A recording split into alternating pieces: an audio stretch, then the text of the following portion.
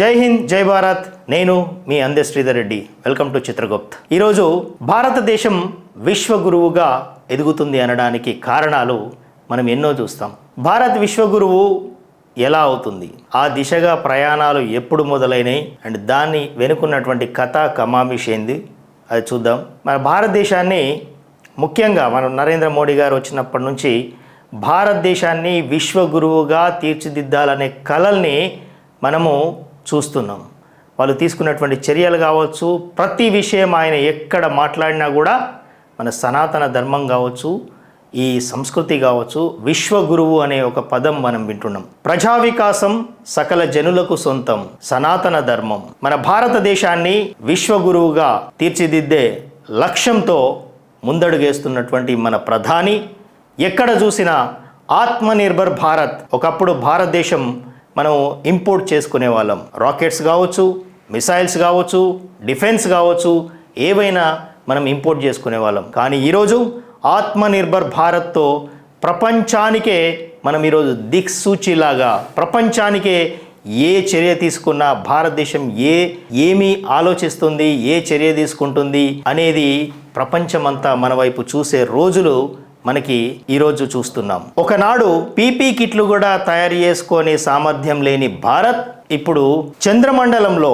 చంద్రయాన్ని పంపిస్తున్నాం. మిసైల్ను తయారు చేసి మనకు వేరే దేశాలకు అమ్ముతున్నాం. వ్యాక్సిన్లు ప్రపంచంలో అత్యధికంగా జనాభా ఉన్నటువంటి భారతదేశంలో మనకే వ్యాక్సిన్లు సరఫరా చేసుకోవడమే కాకుండా ప్రపంచానికి కూడా వ్యాక్సిన్లు ఇచ్చినటువంటి ఘనత ఈరోజు భారతదేశం విశ్వగురువుగా ఎదుగుతుంది అనడానికి మనకున్నటువంటి మూలాలు, మనకున్నటువంటి ఋషులు, గురువులు, సనాతన ధర్మం కారణమంట. ఎందుకంటే మనకిచ్చినటువంటి ఆ ఋషులు అందించినటువంటి విజ్ఞానమే కారణం. ప్రపంచం బట్టలేసుకోలేని రోజుల్లో కూడా నా భారతదేశం ఋషులు, యోగులు వేద విజ్ఞానాన్ని అందించారు. భారత్ విశ్వగురు అంటే భారతదేశంలో ఉన్నటువంటి లీడర్సే ప్రపంచానికి అన్నీ అందిస్తారని కాదు. భారతదేశంలో ఇప్పుడు ప్రస్తుతం ఉన్న లీడర్సే అద్భుతమైనటువంటి వ్యక్తులు అని కాదు. నేనేమంటా అంటే భారతీయులు ప్రపంచవ్యాప్తంగా ఎవరైతే సెటిల్ అయినరో ఆయా రంగాల్లో, ఎగ్జాంపుల్ చూసుకుంటే రీసెంట్గా మన యూకే ప్రధాని రిషి సునక్ అక్కడ ప్రధానిగా పనిచేశారు. ఇప్పుడు మన యునైటెడ్ స్టేట్స్ ఆఫ్ అమెరికా రెండు పార్టీలు, ఇటు రిపబ్లిక్ పార్టీ కావచ్చు, డెమోక్రటిక్ పార్టీ కావచ్చు, కమలా హ్యారిస్ ఎవరైతే ఉన్నారో భారత్ సంతతికి చెందినటువంటి మహిళ, రేపు అధ్యక్షురాలు, యుఎస్ఏకి అధ్యక్షురాలైనా కూడా ఆశ్చర్యపోనక్కర్లేదు. అదేవిధంగా మనం ప్రపంచవ్యాప్తంగా ఈరోజు అనేక రంగాల్లో సైంటిఫిక్, మన ఆస్ట్రోనాట్ లాస్ట్ టైం చనిపోయినటువంటి కల్పనా చావ్లా భారతీయురాలు, ఇప్పుడు సునీత విలియమ్స్ భారతీయురాలు. సో అనేక రంగాల్లో అత్యున్నత స్థాయికి ఎదుగుతున్నటువంటి వ్యక్తులు భారతీయులు. నేనేమంటా అంటే ఈ విశ్వగురు అంటే ప్రపంచవ్యాప్తంగా మన భారతీయులు అక్కడక్కడ ఆయా రంగాల్లో చూపుతున్నటువంటి ప్రతిభ, ఆ దేశాలను ఏలుతున్నటువంటి క్రమం చూసుకుంటే భారతదేశము తప్పకుండా విశ్వగురువుగా ఎదగడం అంటే అదే అంటాను నేను. ఇప్పుడు నా వెనక బోర్డులో చూస్తే ఏ దేశాల్లో భారతీయులు ఏలిన్రు అని చూసుకుంటే ఒకసారి ఇక్కడ మారిషస్ ప్రధానమంత్రి 1968 నుంచి 1982 వరకు ఆ అంటే సీసాగూర్ రామగూలం అని మారిషస్ ప్రధాని. నెక్స్ట్ పోర్చుగల్ ప్రధానమంత్రి 1978 నుంచి 100 రోజులు ఆయన ప్రధానిగా పనిచేసిండు. మహతీర్ మహమ్మద్ మలేషియా ప్రధానమంత్రి. నెక్స్ట్ దేవన్ నాయర్ సింగపూర్ అధ్యక్షుడు. ఫ్రెడ్ రాంతత్ మిసిస్ సురినేమ్ అధ్యక్షుడు. నెక్స్ట్ మారిషస్ ప్రధానమంత్రి ఇక్కడ 3 times అయిండు. నెక్స్ట్ ట్రినిడాడ్ అండ్ టొబాగో అధ్యక్షుడు రామ్ సేవక్ శంకర్ మారిషస్ గయానా.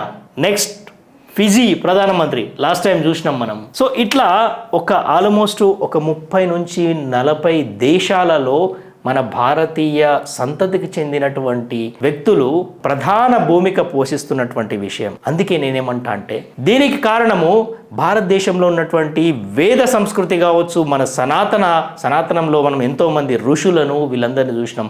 భాస్కరాచార్యని చూసినాం, మనకు లా ఆఫ్ గ్రావిటీ కనుక్కున్నారు. వరాహ మిహిరుడు, సో మ్యాథమెటిక్స్లో చూసినాం. ఆర్యభట్ట జీరో ఇన్వెన్షన్ అనుకున్నాం కదా. అదేవిధంగా మహర్షి భరద్వాజను చూసినాం. సో అతను రాకెట్స్, ఏరోప్లేన్స్ మనకు కనుక్కున్నాడు. అదేవిధంగా గార్గముని, సైంటిస్ట్ ఆఫ్ స్టార్స్. విశ్వామిత్ర మనకి మిసైల్స్, ఈరోజు ఏదైతే ఆ టెక్నాలజీ ఉందో విశ్వామిత్ర ఇచ్చినటువంటి ఆ rocket science, missiles science Vishwamitra ఇవ్వడం జరిగింది. మనము సుశ్రుత సంహిత తీసుకుంటే మనకి ఒకప్పుడు సర్జరీ, ఫాదర్ ఆఫ్ సర్జరీ అంటారు. అంటే ఒక కంటి ఆపరేషన్ని చేసినటువంటి వ్యక్తి సుశ్రుత మహర్షి. అదేవిధంగా ఆచార్య చరకుడు, చరక సంహిత చూసినాం. మనకి స్కిన్ స్పెషలిస్ట్, ఆ చర్మ వ్యాధులకు ఆ రోజే చెప్పినటువంటి వ్యక్తి చరక. మనం పతంజలి ఈరోజు ప్రపంచం గుర్తించే విధంగా మన నమస్కారాన్ని ప్రపంచవ్యాప్తంగా అందరూ ఇంప్లిమెంట్ చేస్తున్నారు. ఆ కారణం ఏంటంటే మనం ఈరోజు పతంజలి యోగాని ప్రపంచాన మనము చాటినాం. యోగా అంటే ఆల్మోస్ట్ ఈరోజు ఎలాంటి అంటే అన్నిటికీ కారణము మన మనసే అని చెప్పేసి, ఆ మానసిక ఆనందానికి, మన ఆరోగ్యానికి ఎంతో అవినాభావ సంబంధం ఉంది. యోగా ద్వారా అవన్నిటిని నయం చేసుకోవచ్చు అని చెప్పేసి మనము యోగా విన్నాము. అదేవిధంగా ఆచార్య కనాదుడు, మనం ఎప్పుడో అణువు గురించి చెప్పడం జరిగింది. కనాదుడు, మనము ఒక సామెత అంటుంటాం, సూక్ష్మంలో మోక్షం అని చెప్పేసి. సూక్ష్మంలో మోక్షం అంటే ఏం లేదు, విశ్వమంతయు ఒక్క అణువులోనే ఉంటుంది. ఆ అణువుని మనం పరిశీలిస్తే విశ్వం ఏ విధంగా ఉందో ఆ అణు నిర్మాణం కూడా అదే విధంగా ఉంటుంది. దాన్నే శ్రీకృష్ణుడు చెప్పినటువంటి భగవద్గీతలో సూక్ష్మంలో మోక్షం అని చెప్పేసి. మనం ఎన్నో వేదాలు చదువుకున్నాం. ఇన్ని శాస్త్రాలు అన్నింటికీ కారణం ఏంటంటే ఈరోజు విశ్వగురువుగా ఎదగడానికి, విశ్వగురువుగా అవతరించడానికి ఈ మూలాలే కారణము. మనకి Kapila, the father of cosmology, సృష్టిని మొత్తం కూడా, విశ్వాన్ని మొత్తం కూడా తన దివ్య దృష్టితో చూసినటువంటి వ్యక్తి కపిల మహర్షి. చాణక్య గురించి మనకందరికీ తెలుసు. మనకి ఇట్స్ ద గ్రేట్ పొలిటీషియన్. ఆయన మనకి ఈ పొలిటికల్ ఫిలాసఫీస్ చెప్పినటువంటి వ్యక్తి, ప్రపంచానికి అందించినటువంటి political science the master strategist. So ఈ విధంగా మనము ఎంతమందిని ఋషులు మనకి కంట్రిబ్యూట్ చేసినటువంటి విషయాలు ఇవన్నీ కూడా విజ్ఞానం, వేద విజ్ఞానము మనం ప్రపంచవ్యాప్తమైంది. ఈరోజు ఆ ప్రపంచంలో మన భారతీయులు ఆ విజ్ఞానం ఎక్కడ పోయినా కూడా ఈ విజ్ఞానంతోనే ఆ ప్రపంచంలో అత్యున్నత స్థాయిలో ఉన్నారు. కాబట్టి భారత్ ఇప్పుడు విశ్వగురువుగా అవతరిస్తుంది అండ్ ప్రపంచానికి మార్గనిర్దేశకం చేస్తుంది, ప్రపంచాన్ని నడిపిస్తుంది అని అనడంలో అతిశయోక్తి లేదు అంటాను. సో జై భారత్, జై విశ్వగురువు.